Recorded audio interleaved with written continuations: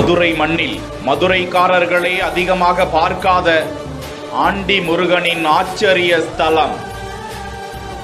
400 வருடமாக மாமரத்துக்கு அடியில் இருக்கும் நாகமலை முருகன்.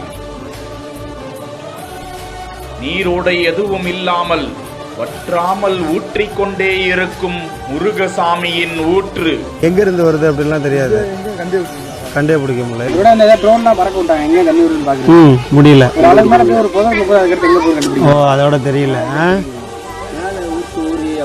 அது அப்படியே எங்கிருந்து வருதுன்னு தெரியல, நிற்காம ஆனால் வருது. 365 நாளுமே வந்து பார்த்தீங்கன்னா அந்த நீர் ஊற்றுறது நிற்காம வந்துகிட்டு இருக்கு. அதுக்கு காரணம் யாராக இருப்பார்? கண்டிப்பாக அந்த முருகனாக தான் இருப்பார். கோவில்களுக்கும் குடிப்பதற்கும் நோய் தீர்ப்பதற்கும் அருமருந்தான ஆச்சரிய ஸ்தலம்.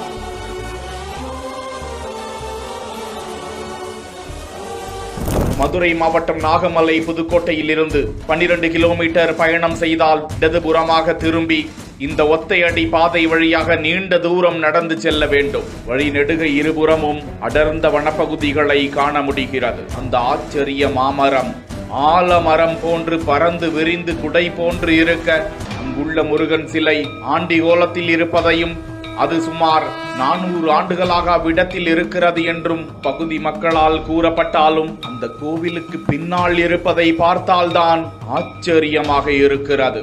இந்த முருகஸ்தலத்திற்கு பின்பும் நீரூற்று என்பது எங்கிருந்து உருவாகிறது என்றே தெரியவில்லை.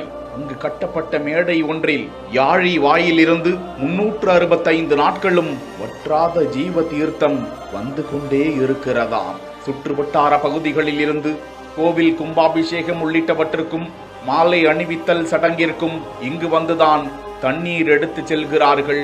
அங்கு கட்டப்பட்ட தொட்டிக்குள் காலணி அணியாமல் இறங்கி தீர்த்தமாய் நனைந்து செல்கிறார்கள். அங்குள்ள மலை குன்றின் அடிவாரத்தில் இருக்கக்கூடிய இந்த முருக வழிபாட்டு தலத்தை மதுரை மக்களே அறியாமல் இருப்பது ஆச்சரியம்தான்.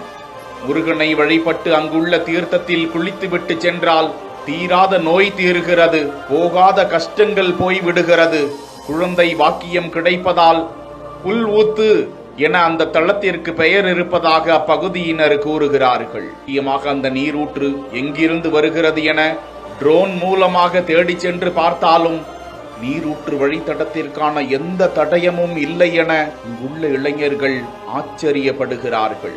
அந்த அதிசய நீரூற்று யாழியின் வாயிலிருந்து வழங்கிக் கொண்டே இருப்பதற்கு அந்த ஈசனின் மகனின் அருள்தான் காரணம் என 100% நம்பப்படும் நிலையில் அவ்விடத்தை அறியாத பக்தர்கள் அங்கு சென்று தரிசித்து பயனடைய வேண்டும். அவ்விடத்தை பிரசித்தி பெற்ற முருகஸ்தலமாக அமைத்து